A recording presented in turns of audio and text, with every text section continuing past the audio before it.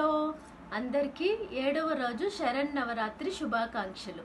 ఈరోజు దుర్గాదేవిని మహాచండీ అవతారంగా అలంకరిస్తారు. మహాచండీ అవతారం అత్యంత శక్తివంతమైన అవతారం. ఈ అవతారంలో అమ్మవారు అటు దారుణమైన దుర్మార్గుల్ని సంహరించి ధర్మాన్ని స్థాపిస్తారు. మహాచండీ అవతారం అనేది అన్ని దేవతల సమ్మేళనమే మహాచండీ అవతారం. ఈ అవతారంలో అమ్మవారు మనలో అహంకారం, దురాశ, కోపం, నెగటివ్ శక్తిని అంతటిని నశింపచేస్తారు. కాబట్టి ఈ చండీ అమ్మవారిని, దుర్గాదేవి అలంకారంలో ఉన్న చండీ అమ్మవారిని స్మరించటం వలన మన కష్టాలన్నీ తొలగిపోతాయి, గ్రహ పీడలు నశించిపోతాయి. ఓం శ్రీ మహాచండీ దేవియే నమః అని స్మరిస్తూ ఉండండి. ఈరోజు మన రెసిపీ సేమియా పాయసం చూసేద్దాం.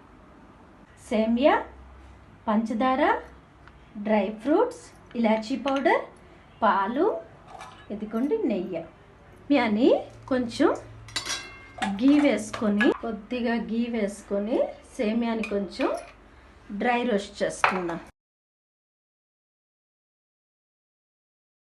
ఇటువైపు మనం పాలుని మరిగించుకుందాం.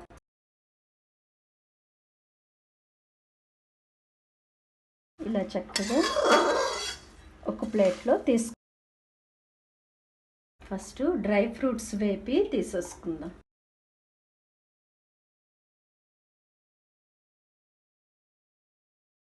ఇప్పుడు మనం అదే కడాయిలో పాలుని యాడ్ చేసుకుందాం. పాలు కొంచెం 2-3 పొంగులు వచ్చాక సేమియాని, తగిన పంచదారని యాడ్ చేసుకుందాం. చూడండి, పాలు చక్కగా మరగొచ్చింది కదా. ఇందులో తగినంత పంచదారని, పాయసానికి సరిపడా పంచదారని యాడ్ చేసుకుందాం. కొంచెం మరుగు రాగానే ఇప్పుడు మనం సేమియాని కూడా యాడ్ చేసేసుకుందాం.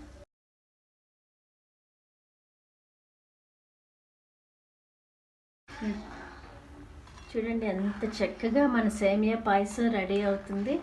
ఇది కొంచెం దగ్గర అవుతున్నప్పుడు మనం కొంచెం ఇలాచీ పౌడర్ని యాడ్ చేసుకుందాం. చూడండి ఎంత థిక్గా మన సేమియా పాయసం అన్నది రెడీ అయిపోయింది. చూడండి మన సేమియా పాయసం ఎంత చక్కగా రెడీ అయిపోయింది.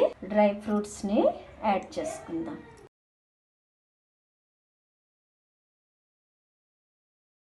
సరే, బాయ్ బాయ్. నెక్స్ట్ రెసిపీతో మళ్ళీ కలుద్దాం.